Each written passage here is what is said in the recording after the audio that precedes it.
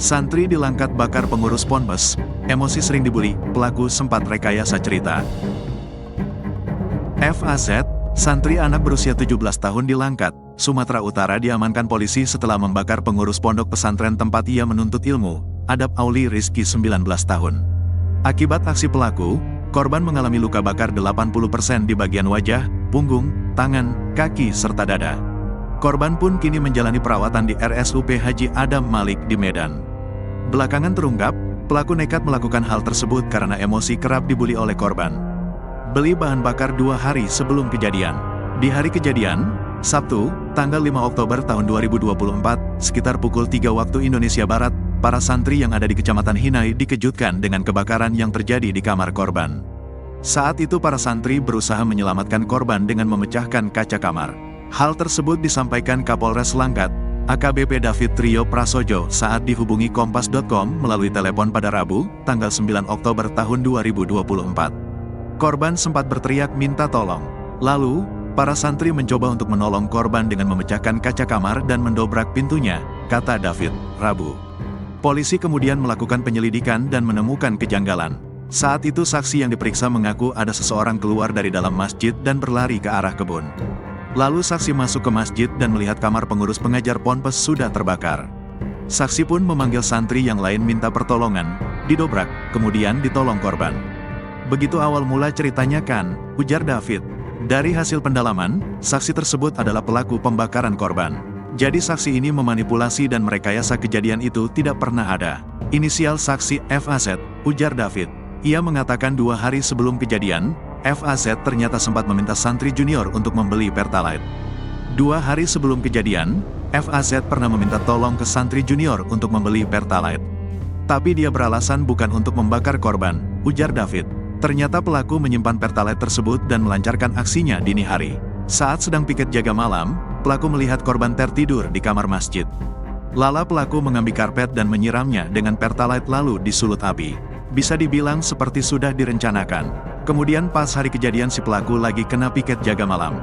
Pada saat piket jaga malam, pelaku melihat korban lengah sedang tertidur di kamar masjid.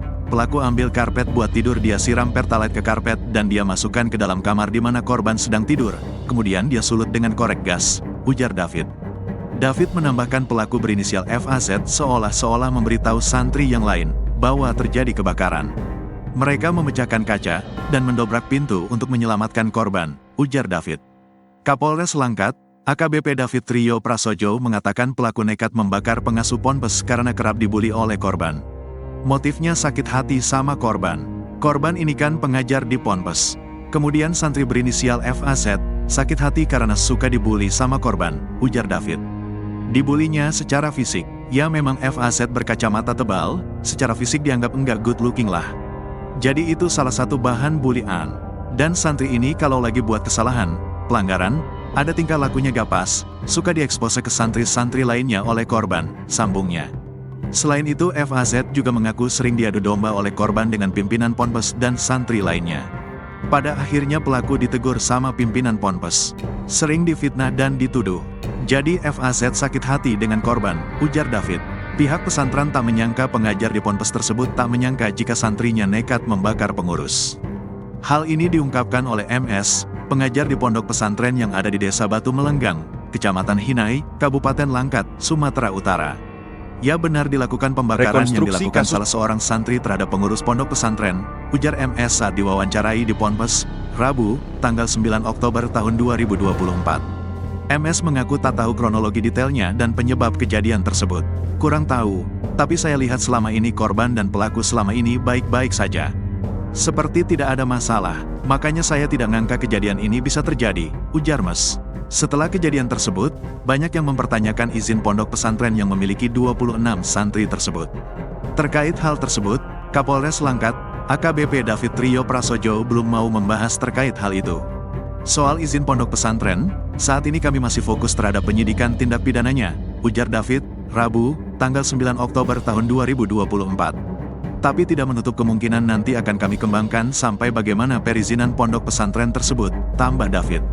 Pelaku pun dikenakan pasal 187 KUHP JOUU 11 tahun 2012 tentang sistem peradilan pidana anak. Jika ancaman pidana 7 tahun, pelaku bisa ditahan.